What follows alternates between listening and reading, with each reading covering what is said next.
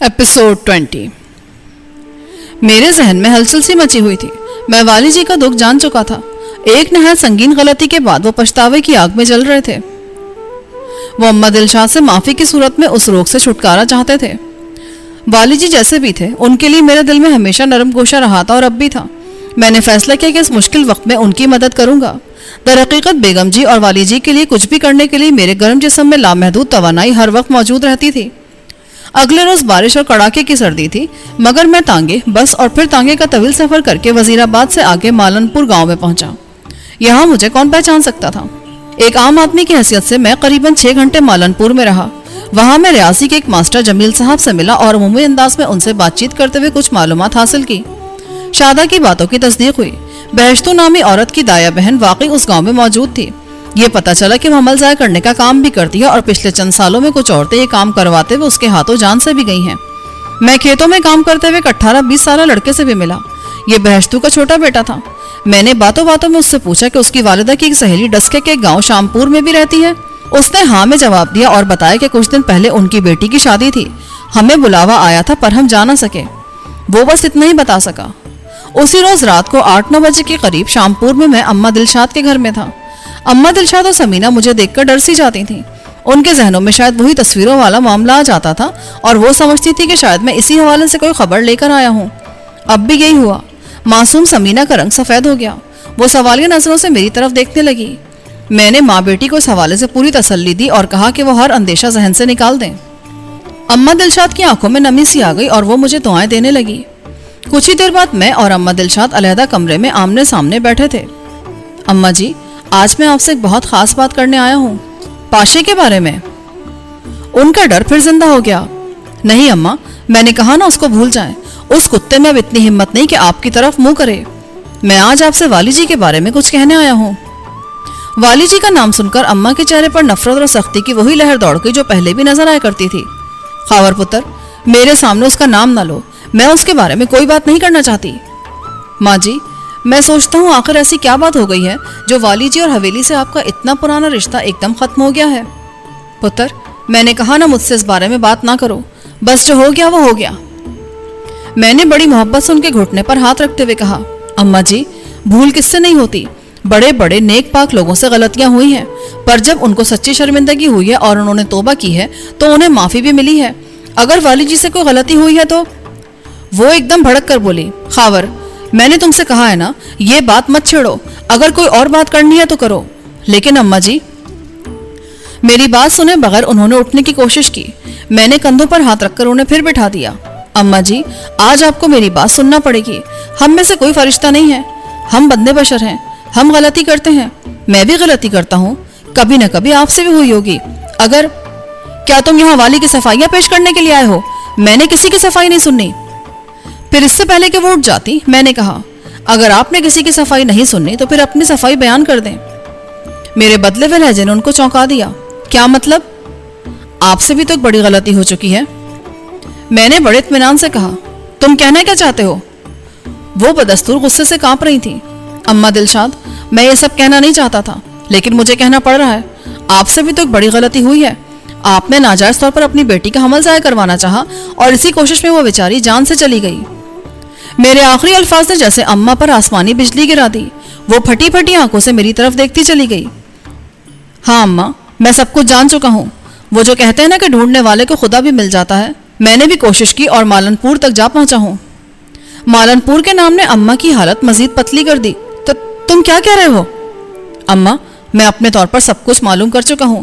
حویلی میں آسیہ کے ساتھ جو کچھ ہوا اور پھر آپ نے اپنی جلد بازی میں اس کے ساتھ جو کچھ کیا، آپ کی سہیلی بہشتو اور اس کی دایا بہن اور دوسرے معاملے، سب کچھ میرے علم میں آ چکا ہے۔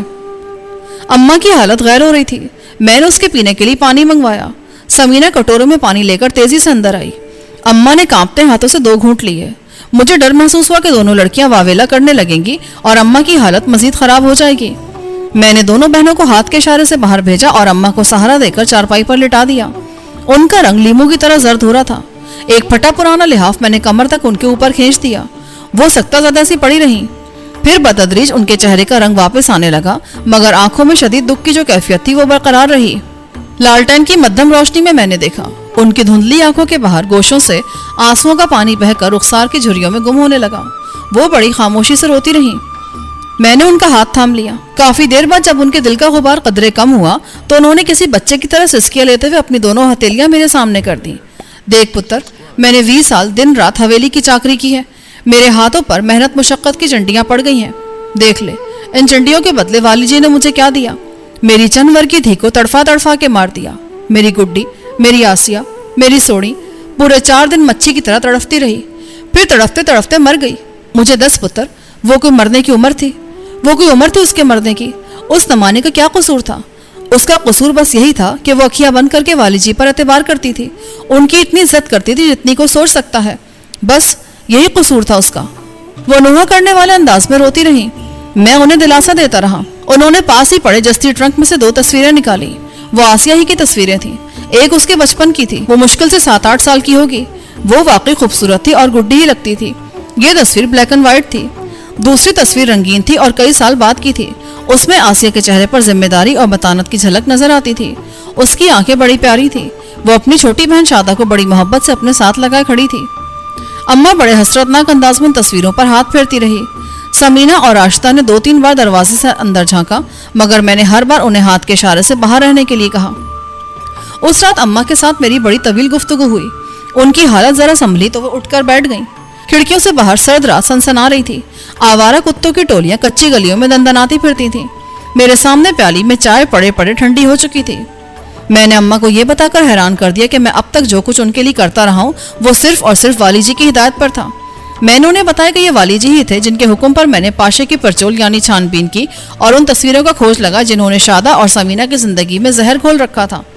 میں نے اپنی ساری کوششوں کو والی جی کے کھاتے میں ڈالا اور اس طرح ان کے لیے اماں دلشاد کے دل میں ایک چھوٹا سا نرم گوشہ پیدا کرنے میں کامیاب رہا۔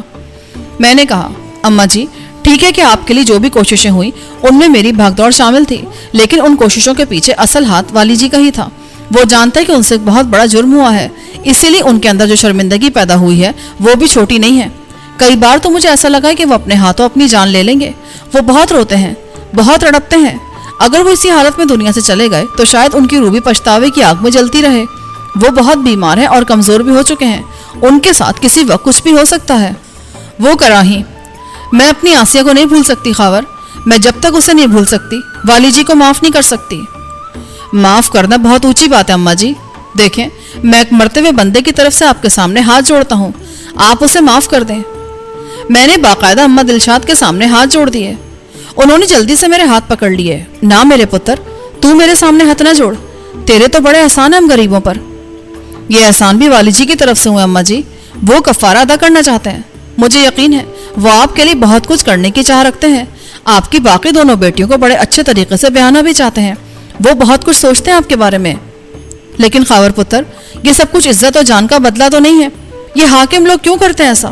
کیوں پھول جیسی بچیوں کی زندگیاں چھینتے ہیں؟ جب ان کے ہنسنے کھیلنے کے دن ہوتے ہیں یہ انہیں قبروں میں پہنچا دیتے ہیں۔ مجھے بتاؤ، کیا یہ میری آسیہ کے مرنے کے دن تھے کوئی؟ میں جانتا ہوں آپ کا دکھ بہت بڑا ہے، لیکن آپ ماں ہیں اور ماں کا دل بھی بہت بڑا ہوتا ہے۔ میں ایک بار پھر آپ کے سامنے ہاتھ جوڑتا ہوں۔ میں نے دوبارہ ہاتھ جوڑ دیے۔ اماں کے گھٹنے سے لگ کر بیٹھا رہا اور آخر انہیں منا کر ہی اٹھا۔ پروگرام یہ بنا تھا کہ 2-3 روز میں اماں دلشاد شام کے بعد میرے ساتھ حویلی جائیں گی اور والی جی سے ملیں گی۔ اماں سے یہ وعدہ حاصل کر لینا میرے لیے بہت بڑی کامیابی تھی۔ میں راجوال واپس پہنچا تو خود کو ہلکا پھلکا محسوس کر رہا تھا۔ دوسرے دن دوپہر کے وقت حویلی کے اندر سے بیگم جی کی کال آئی اور انہوں نے منشی منظور کے ذریعے مجھے بتایا کہ والی جی مجھے یاد کر رہے ہیں۔ میں والی جی کے پاس پہنچا۔ وہ سفید کپڑے پہنے حویلی کے الگ تھلگ کمرے میں پلنگ پر لیٹے تھے۔ یہاں بالکل سکون تھا اور حویلی کی دیگر آوازیں نہیں پہنچتی تھیں۔ وہ تیزی سے کمزور ہوتے جا رہے تھے۔ آنکھوں کے گرد سیاہ حلقے تھے۔ یہ اس شخص کا زوال تھا جو کسی وقت علاقے کا سب سے بااختیار اور طاقتور فرد سمجھا جاتا تھا۔ والی جی، آپ اس کمرے میں کیوں آ گئے؟ وہ کھوئے کھوئے لہجے میں بولے، خاورے، کہتے ہیں جب ہاتھی کا آخری وقت قریب آ جاتا ہے اسے پتہ چل جاتا ہے، وہ باقیوں سے علیحدہ ہو کر خود ہی کسی الگ تھلگ جگہ پر جا بیٹھتا ہے۔ آخر اسی جگہ پر اس کی موت بھی ہوتی ہے۔ آپ ایسی باتیں نہ کریں جی، آپ بالکل ٹھیک ہو جائیں گے۔ وہ سنی انسنی کرتے ہوئے بولے، اور شاید یہ بات صرف ہاتھی ہی کے لیے نہیں ہے، بہت سے جانوروں کے ساتھ ایسا ہوتا ہے۔ تمہیں ہیرا تو یاد ہے نا؟ اسے بھی پتہ چل گیا تھا۔ وہ اپنے لاڈلے کتے کا ذکر کر رہے تھے۔ انہیں کھانسی ہونے لگی۔ تاجو جلدی سے آگے بڑھی۔ ہم دونوں نے انہیں سہارا دے کر گاؤں تکیے کے سہارے بٹھایا۔ انہوں نے ملٹھی کا ایک ٹکڑا منہ میں رکھ لیا۔ کھانسی ذرا ٹھیک ہوئی تو وہ بولے، یار اتنا عرصہ گزر گیا، تیرے سنیاسی سے کبھی ملاقات نہ ہوئی۔ میں خود بھی بڑا شرمندہ ہوں جی، چلے اس دفعہ گاؤں گیا تو پوری کوشش کروں گا اسے یہاں لانے کی۔ چلو چھوڑو، اب کہاں خچل خراب ہوتے پھرو گے ساوارہ گرد کے پیچھے، یہاں تمہاری زیادہ ضرورت ہے۔ تاجو باہر چلی گئی۔ میں نے ان کی طرف جھکتے ہوئے کہا، والی جی میں آپ کے لیے بڑی چنگی خبر لایا ہوں۔ چنگی خبر اور میرے لیے؟ ہاں والی جی، میں اماں دلشاد سے ملا ہوں، ہمارے درمیان بڑی دیر تک بہت ساری باتیں ہوئی ہیں۔ یہ بڑا مشکل کام تھا والی جی، لیکن میں کسی نہ کسی طرح آپ کے بارے میں اماں کا دل صاف کرنے میں کامیاب ہو گیا ہوں۔ کیا کہہ رہے ہو خاور؟ تم دلشاد سے ملے ہو؟ وہ نقاہت کے باوجود سیدھے ہو کر بیٹھ گئے۔ ہاں والی جی، میں آپ کا دکھ نہیں دیکھ سکتا تھا، میں نے آپ کی اجازت کے بغیر بہت کچھ کیا ہے، اس کے لیے میں پیشگی معافی چاہتا ہوں۔ کیا مطلب؟ میں نے ان کے ہاتھ پر اپنا ہاتھ رکھا۔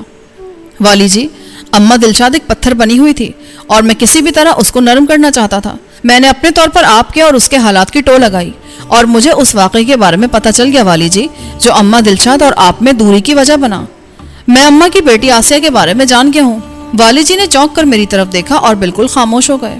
ان کے چہرے پر 2-3 طرح کے رنگ آ کر گزر گئے، شدید حیرت، غصہ، سوچ اور پھر دکھ۔ میں نے شادہ کا ذکر کیے بغیر باقی ساری باتیں والی جی کو بتا دی۔ وہ بہت جذباتی کیفیت میں سنتے رہے۔ درمیان میں انہوں نے 1-2 سوال بھی کیے۔ میں رودات کے آخر میں پہنچا تو ان کی آنکھوں میں ہلکی سی نمی تھی۔ میں نے کہا، والی جی کل رات 2-3 بجے تک میں اماں کے پاس تھا اور ان سے باتیں کر رہا تھا۔ وہ مان گئی ہیں والی جی، ہو سکتا ہے وہ کل میرے ساتھ حویلی آئے اور آپ کی بیمار پرسی کرے۔ میں نے دیکھا کہ والی جی کی بوڑھی آنکھوں سے 2 موٹے آنسو گرے اور ان کی گھنی کھچڑی مونچھوں میں گم ہو گئے۔ انہوں نے جذباتی انداز سے میرا کندھا تھپ تھپایا۔ کچھ کہنا بھی چاہتے تھے مگر کہہ نہ سکے۔ کچھ دیر خاموش رہ کر انہوں نے خود کو سنبھالا، پھر بولے، خاور ان باتوں کا بلقیس کو پتہ نہیں، بلکہ دلشاد اور اس کی بیٹیوں کے سوا کسی کو بھی نہیں پتہ۔ آپ کیوں فکر کرتے ہیں والی جی؟ میں نے محبت سے کہا اور اپنے سینے پر ہاتھ رکھا۔ آپ کی بات اس سینے سے باہر نہیں نکل سکتی، کوئی میرے ٹوٹے بھی کر دینا تو بھی نہیں نکل سکتی۔ ان کی بوڑھی آنکھوں سے پھر آنسو لڑک گئے۔ انہوں نے پھولدار گاؤں تکیے سے ٹیک لگاتے ہوئے کہا، تم نے جو کچھ کیا ٹھیک کیا، مجھے تمہاری کسی بات پر اعتراض نہیں، لیکن ایک بات مناسب نہیں۔ کون سی بات؟ دلشاد اس حویلی میں نہیں آئے گی، میں خود چل کر اس کے پاس جاؤں گا۔ غلطیاں مجھ سے ہوئی ہیں، گناہگار میں ہوں، میرا جانا ہی بنتا ہے، لیکن آپ اس حالت میں، میرا مطلب ہے کہ آپ بہت کمزوری محسوس کر رہے ہیں۔ کچھ بھی ہے خاور، میں خود جاؤں گا، اپنے پاؤں پر چل کر۔ انہوں نے آنکھیں بند کر لی اور اگلے روز رات 10 بجے کے لگ بھگ میں اور والی جی ایک تانگے پر سوار شامپور گاؤں پہنچے۔ تانگا میں خود چلا رہا تھا۔ سردی اور دھند نے ماحول کو جکڑا ہوا تھا۔ والی جی کام سے تیبند کرتے میں تھے، ایک ڈبی دار کھیس نے ان کے سر اور چہرے کو ڈھانپ رکھا تھا۔ اپنی تکلیف اور کمزوری کے سبب وہ راستے بھر ہائے ہائے کرتے رہے۔ پہلے میں خود تانگے سے اتر کر اماں کے پاس پہنچا اور انہیں صورتحال سے آگاہ کیا، پھر باہر آ کر والی جی کو سہارا دیتے ہوئے اندر لے گیا۔ اماں دلشاد کمرے میں تھی۔ میں نے والی جی کو اندر بھیج دیا اور دروازہ بھیڑ دیا۔ سمینہ اور اس کی بہن راشدہ ساتھ والے کمرے میں سرسوں کے دیے کی روشنی میں سکڑی سمٹی بیٹھی تھیں۔ میں ان کے پاس جا بیٹھا۔ اندر سے باتیں کرنے اور اماں دلشاد کے رونے کی مدھم آوازیں آتی رہیں۔ بہرحال الفاظ سمجھ نہیں آ رہے تھے۔ پھر رونے کی آواز بلند ہو گئی۔ 10-15 منٹ بعد دروازہ کھلا اور اماں نے اشک بار آواز میں پکارا، سمینہ، راشدہ، اندر آؤ۔ میں نے ان دونوں کو اشارہ کیا۔ وہ اٹھ کر اندر چلی گئیں اور دروازہ پھر بند ہو گیا۔ اندر سے رونے اور بولنے کی آوازیں آتی رہیں۔ کبھی کبھی ان میں والی جی کی بھررائی ہوئی آواز بھی شامل ہو جاتی۔ آخر یہ طوفان گزر گیا، بادل چھٹ گئے، مطلع نکھر گیا۔ اماں دلشاد اس ڈھارے کی طرف چلی گئی جہاں چولہا تھا۔ راشدہ نے آ کر کہا، سالار جی، والی جی بلا رہے ہیں آپ کو۔ میں کمرے میں پہنچا۔ وہ چارپائی پر جھکے ہوئے بیٹھے تھے۔ سمینہ ہولے ہولے ان کے کندھے دبا رہی تھی۔ وہ نحیف آواز میں بولے، خاور، کل دوپہر کو تم نے پھر یہاں آنا ہے، چھوٹی ٹرالی بھی ساتھ لے آنا۔ اس وقت تک دلشاد نے تیاری کر لی ہوگی، ان لوگوں کو حویلی لے جانا ہے۔ جو آپ کا حکم جناب۔ اتنے میں اماں دلشاد شکر ملا ہوا دودھ لے کر آ گئی۔ والی جی نے کانپتے ہاتھوں سے گلاس تھام لیا۔ رات 1 بجے کے قریب میں اور والی جی شامپور سے واپس روانہ ہوئے۔ ہم خاموشی سے آئے تھے، واپسی بھی خاموشی سے ہوئی۔ جب ہم میاں جی کے قبرستان کے پاس سے گزر رہے تھے تو والی جی نے کہا، ذرا تانگا روکو خاور۔ کیوں والی جی؟ بس 2 منٹ کے لیے، میں ذرا قبرستان جانا چاہتا ہوں۔ میں ان کی بات سمجھ گیا، لیکن سردی زیادہ تھی اور اندھیرا بھی گہرا تھا۔ میں نے انہیں اس ارادے سے باز رکھنا چاہا، وہ نہیں مانے۔ آسیہ کی قبر کنارے کے پاس تھی۔ میں انہیں سہارا دے کر وہاں تک لے گیا. تاریکی اور دھند میں لپٹی ہوئی مٹی کی سرد ڈھیری جس میں وہ لڑکی سو رہی تھی جسے گڈی کہا جاتا تھا. والی جی وہاں بیٹھ گئے اور مجھے ہاتھ کے اشارے سے جانے کو کہا. میں نے ٹارچ ان کے پاس رکھی اور واپس تانگے کی طرف چلا گیا. ٹھنڈ ہڈیوں میں گھس رہی تھی. مجھے ڈر لگ رہا تھا کہ والی جی کی حالت مزید خراب ہو جائے گی. وہ قریباً 10 منٹ وہاں رہے. میں ان کے مدھم حوالے کو گھورتا رہا. تب ٹارچ کے اشارے سے انہوں نے مجھے اپنے پاس بلایا. میں انہیں سہارا دے کر پھر تانگے میں لے آیا. اگلا دن حویلی کے لیے پرمسرت دن تھا. کئی برس حویلی سے دور رہنے والی اماں دلشاد حویلی میں واپس آ گئی تھی. اس کی دونوں بیٹیاں بھی ساتھ تھی. والی جی نے اماں سے فرمائش کر کے میٹھے چاول پکوائے, خود کھائے اور دوسروں کو بھی کھلائے. وہ جیسے ایک دم پھر سے جی اٹھے تھے. ان کی بے جان آنکھوں میں اب ہلکی ہلکی روشنی نظر آتی تھی. اگلی رات انٹرکام پر بیگم جی سے بات ہوئی. ان کا دکھ بھی آج ہلکا محسوس ہو رہا تھا. یہ تم نے کیا جادو کیا خاور؟ تو میں جادوگر ہوں کیا؟ چلو ہر فن مولا ہی صحیح, لیکن یہ سب کچھ ہوا کیسے؟ مجھے امید نہیں تھی کہ اماں دلشاد اپنی ہٹ چھوڑے گی. وہ کہتے ہیں نا جی کہ سچے دل سے کوشش کی جائے تو پہاڑ بھی راستہ دیتے ہیں. مجھے یقین تھا کہ والی جی کی پریشانیوں میں ایک بڑی پریشانی اماں دلشاد کی بھی ہے. آپ نے دیکھا ہوگا وہ کل سے خود کو کتنا ہلکا پھلکا محسوس کر رہے ہیں. تم ٹھیک کہتے ہو, تکلیف اپنی جگہ ہے, پر وہ بولتے چلتے ہیں, تھوڑا بہت کھانا بھی کھا رہے ہیں. اگر کسی طرح یہ ایک دفعہ اسپتال چلے جائیں تو بڑا اچھا ہو. سارے ٹیسٹ وغیرہ ہو جائیں. کیا تم انہیں لے جا نہیں سکتے؟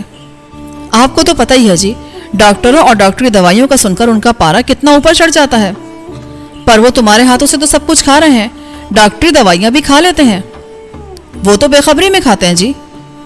بیگم جی کچھ دیر خاموش رہیں, پھر بولی, والی جی بہت گہرے خبر. مجھے نہیں لگتا کہ ڈاکٹری دواؤں کے بارے میں وہ بے خبر ہوں گے. کیا مطلب؟ میں نے چونک کر پوچھا. 5-6 دن پہلے پتہ ہے مجھ سے کیا کہہ رہے تھے؟ کیا؟ میں نے تمہارے سنیاسی کی بات کی تو بولے سنیاسی وغیرہ کوئی نہیں ہے, یہ خاور بڑا خچرا ہے, خود ہی سنیاسی اور خود ہی ڈاکٹر, بس میرا دل رکھنے کے لیے سنیاسی کی بات کرتا ہے. کیا واقعی؟ ہاں, اور ایک دن تمہاری وہ کھٹی ڈکاروں والی دوا حکیم بشارت نے دیکھ لی تھی. کہنے لگا یہ تو کوئی انگریزی دوا لگتی ہے. وہ بولے انگریزی ہے یا دیسی, پر آرام تو دے رہی ہے, تیری پڑیوں جیسی تو نہیں ہے نا. یہ تو بڑی عجیب بات بتائی آپ نے, لیکن اگر وہ واقعی جان چکا تو پھر چھپاتے کیوں ہیں؟ وہ ساری زندگی انگریزی دوائیوں کے خلاف رہے ہیں, شاید اسی لیے. میں نے بتایا ہے نا کہ ان کے دل کی بات جاننا کافی مشکل ہوتا ہے, اور میں سمجھتی ہوں ان میں برداشت بھی بہت ہے. کئی بار وہ جانتے پوچھتے بے خبر بن جاتے ہیں, کسی کو احساس تک نہیں ہونے دیتے. ہم دونوں کے بارے میں بھی وہ جان بوجھ کر انجان بنے ہوئے ہیں. شاید. مجھے لگتا ہے کہ وہ بہت کچھ جانتے ہیں. ہو سکتا ہے سب کچھ. شاید. بیگم جی نے پھر کہا. عجیب الجھن تھی, عجیب حالات تھے. یہ 3-4 دن کی بات ہے. رات کے وقت اچانک والی جی کا آخری وقت آ گیا. انٹرکام پر بیگم جی کی آواز بڑی کربناک تھی. انہوں نے بتایا کہ والی جی کی طبیعت بہت خراب ہے. میں حتی الامکان تیزی سے حویلی پہنچا. والی جی کے کمرے میں والی جی کی بہن, بیگم جی, اماں دلشاد, تاجو, حامد سب موجود تھے. چودھری عزیز شہر گئے ہوئے تھے. والی جی کا رنگ زرد تھا اور وہ کھینچ کھینچ کر سانس لے رہے تھے. میں پہنچا تو انہوں نے ہاتھ کے اشارے سے باقیوں کو باہر جانے کا کہا. سب چلے گئے. میں ان کے قریب بیٹھا اور ان کا ہاتھ تھام کر آہستہ آہستہ اپنا دوسرا ہاتھ ان کے سینے پر پھیرنے لگا. انہوں نے عجیب سی نظروں سے میری طرف دیکھا اور بہت مدھم آواز میں بولے, خاور, تو نے کہیں نہیں جانا. بلقیس اور حامد کو تیری بہت ضرورت ہے.